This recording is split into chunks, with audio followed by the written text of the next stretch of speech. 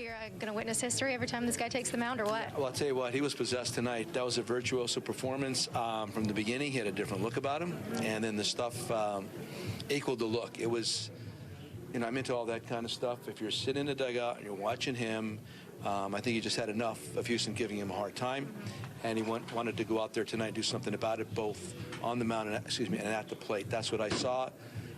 His stuff was extraordinary. You can't even describe it. And again, from field level, it was even better than that. In terms of dominant pitching performances, he was remarkable for you in terms of witnessing them in person. Where do you think a performance like this ranks? You had Ty's career high with the 12 punch-outs, wipeout stuff. For him, it's the best I've seen. That's the best. That's the best moment I've seen him pitch. Stuff-wise, I mean, I'm into other things. I'm into the look and the intensity and the focus and the concentration. It couldn't have been any higher. It's impossible. And then his at-bats. Don't forget, he was on base, 3 times? He ran the bases, driving in runs. He spent a lot of time out there in between pitches or innings.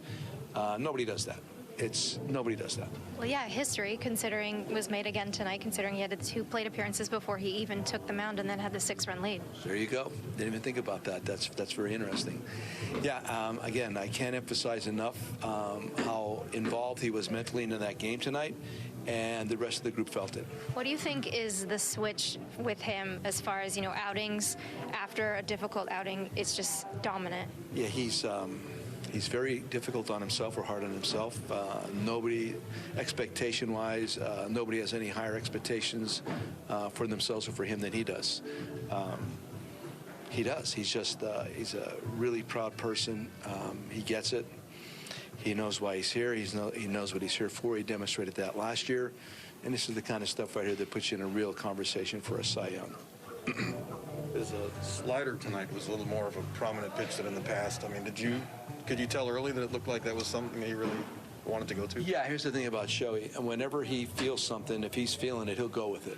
So and also the splitter was outstanding too. But he pitches. He's not a scouting report guy. You don't need to give him a scouting report. He knows the opposition. He knows how he feels. He attacks hitters based on what he's seeing and what he's feeling. So if the slider's really good, and it was, he was throwing it for a strike at will, I'm going to throw my slider. So that's just the genius of how he works. At the plate or on the mound, he knows himself obviously better than anybody else, and you're going to get what he's seeing and feeling that night. What does it mean to win a series in this ballpark without Mike Trout? Yeah, on top of that, you're right. It's just to win the series here is large. Talked about it at home when they beat us 3-4. I know I said we're getting closer to Houston. To do that here after losing the first game on top of that. Missing Anthony and Michael in that first game. So again, to win it without Trouty out there and actually Anthony coming off of a virus, whatever it was, pretty special. But look at the whole group. Can't be happier with the way we're playing baseball. It's everything. It's not just one segment of the game. I've talked about that a lot. I want us to play every segment of the game, and that's what you saw this whole road trip.